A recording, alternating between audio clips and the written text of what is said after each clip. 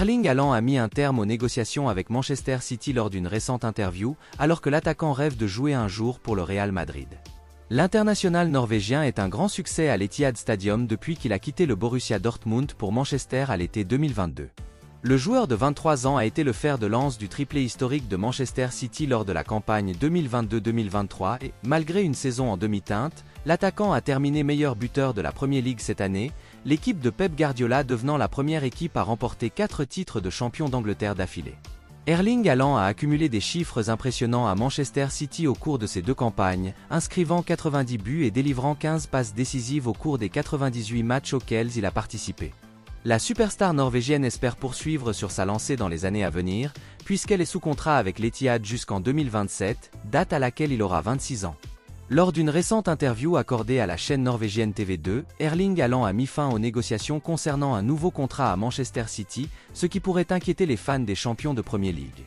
Lorsqu'on a demandé à Erling Haaland s'il y avait des négociations en cours pour prolonger son contrat à Manchester City, l'attaquant a répondu en disant « J'ai passé 2 années fantastiques et il me reste 3 ans.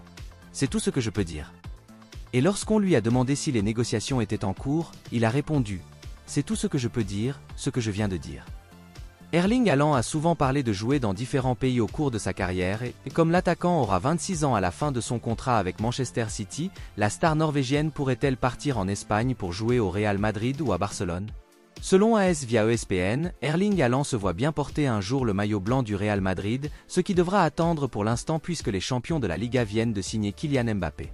Les géants espagnols forment une sorte de super équipe en ce moment et Erling Haaland ferait franchir un nouveau palier à cette équipe. Cependant, Barcelone pourrait être dans une meilleure situation financière d'ici 2026, et si le club catalan l'appelle, ce serait un rêve pour la Liga, car cela opposerait Erling Haaland et Kylian Mbappé pendant de nombreuses années.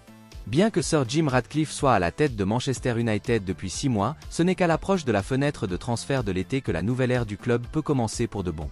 On ne sait pas encore si le manager Erik ten Hag en fera partie, mais plus le temps passe sans qu'aucune annonce ne soit faite, plus le Néerlandais a de chances d'être maintenu au moins une saison de plus.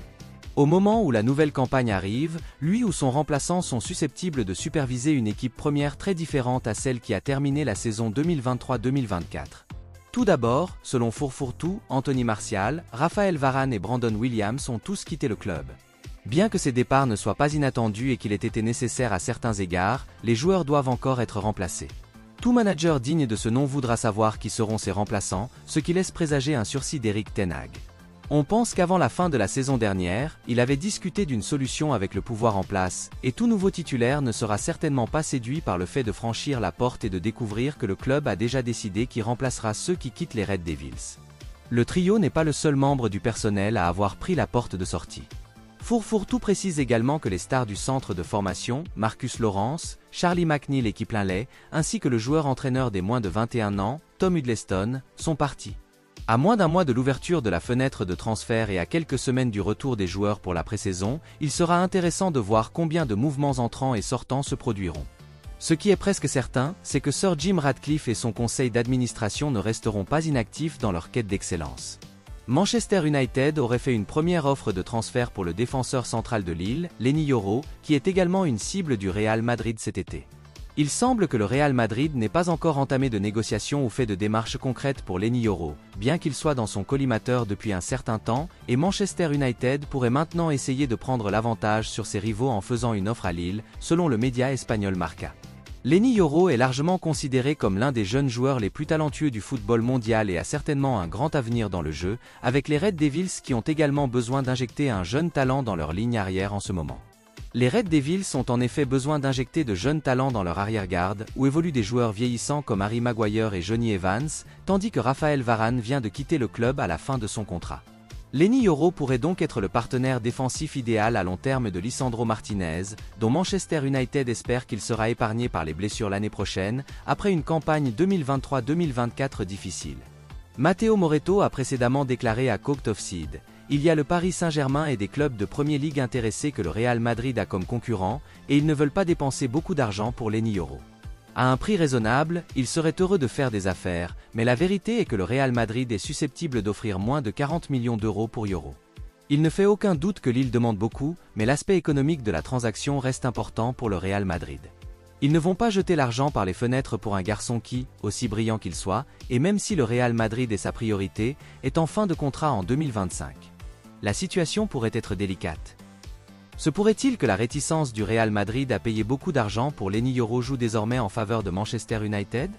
Selon certaines informations, Arsenal pourrait inclure 2 joueurs dans la transaction visant à recruter Victor Osimhen de Naples cet été. Les Gunners sont une nouvelle fois échoués dans la course au titre en Premier League, terminant à 2 points de Manchester City. Mikel Arteta sera sous pression pour ramener le titre à l'Émirat la saison prochaine et devra renforcer son équipe pendant l'été pour donner à Arsenal les meilleures chances possibles. Arsenal serait à la recherche d'un buteur, Gabriel Jesus n'ayant pas répondu aux attentes après son départ de Manchester City et Edin Ketia n'étant apparemment pas assez bon. L'équipe de Mikel Arteta est fortement liée à l'attaquant du RB Leipzig Benjamin Sesko et s'intéresserait également à Victor Osimhen. Antonio Conte a accepté de devenir le prochain manager de Naples et il se prépare à vivre sans l'international nigérian qui a une clause libératoire de 130 millions d'euros.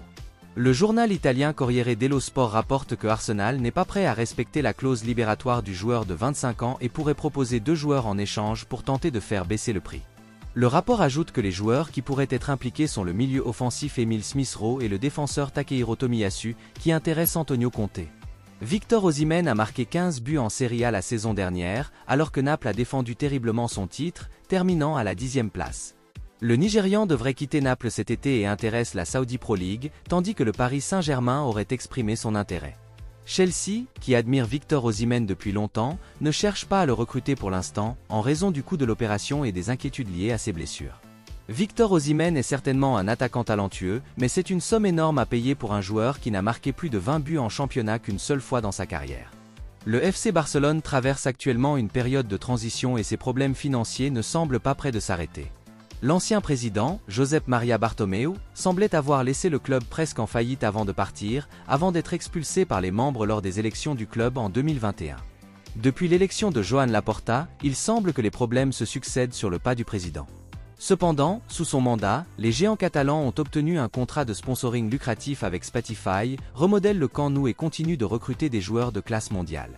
Des noms comme Ilkay Gundogan, Joao Félix et Robert Lewandowski ont tous porté le maillot blaugrana avec fierté, et l'on s'attend à ce qu'ils soient rejoints par d'autres stars avant le début de la saison 2024-2025.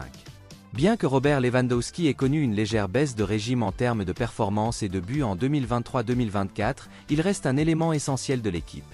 En outre, il est sous contrat pour les 2 prochaines années avec le club, mais le média espagnol AS rapporte que le club de MLS, la Galaxy, espère débarquer l'international polonais dans 12 mois. Étant donné que son ancien collègue de Dortmund, Marco Reus, devrait bientôt signer pour le club, cela pourrait inciter Robert Lewandowski à vivre une dernière expérience dans un autre championnat. Les Galactiques rappelleront qu'ils ont toujours réussi à attirer des vedettes comme David Beckham, Steven Gerrard et Zlatan Ibrahimovic. Le problème avec Robert Lewandowski est que son contrat est tel qu'il ne pourra quitter Barcelone que dans 12 mois s'il ne joue pas plus de 55% des matchs, selon Sport. Compte tenu de sa position au sein du groupe et de son salaire, cela signifierait le mettre sur le banc de touche pour la majorité des matchs, ce qui n'est pas près d'arriver. L'avenir de Darwin Núñez à Liverpool serait incertain alors que les Reds prévoient de recruter un nouvel attaquant cet été en vue de la campagne 2024-2025. Le nouvel entraîneur du club du Merseyside, Arne Slot, et le nouveau directeur du football, Richard Hughes, ont commencé à travailler à Anfield ce week-end et poursuivent maintenant leur plan pour la fenêtre de transfert de l'été. L'un des sujets d'inquiétude serait le choix des attaquants de Liverpool, Darwin Núñez ayant été l'homme de base de Jürgen Klopp la saison dernière. La star uruguayenne a débuté 33 matchs sur les 54 qu'il a disputés cette saison, inscrivant 18 buts et délivrant 13 passes décisives. Ces chiffres auraient pu être plus élevés, mais la plus grande inquiétude au sujet du joueur de 24 ans est sa capacité à conclure les occasions qui se présentent à lui. Darwin Núñez est l'un des favoris des supporters d'Anfield, mais beaucoup sont frustrés par le nombre d'occasions qu'il gâche et par son incapacité à rester dans le camp adverse. Selon Football Insider, Arne Slot ne serait pas convaincu par les capacités de la star uruguayenne et envisagerait de recruter un nouvel attaquant durant l'été. Avec un contrat à Anfield jusqu'en 2028, Liverpool doit continuer à faire confiance à Darwin Núñez, car le joueur de 24 ans a beaucoup de potentiel. L'ancien joueur de Benfica crée le chaos en attaque et possède de nombreuses qualités qui peuvent faire de lui l'un des meilleurs attaquants du monde. L'attaquant des Reds doit travailler sa finition et le timing de ses courses, et avec la vitesse qu'il possède, ce serait un combo mortel. La campagne à venir est très importante pour Darwin Núñez et s'il ne montre aucun signe d'amélioration, la fenêtre de transfert de l'été 2025 pourrait le voir à la recherche d'un nouveau club.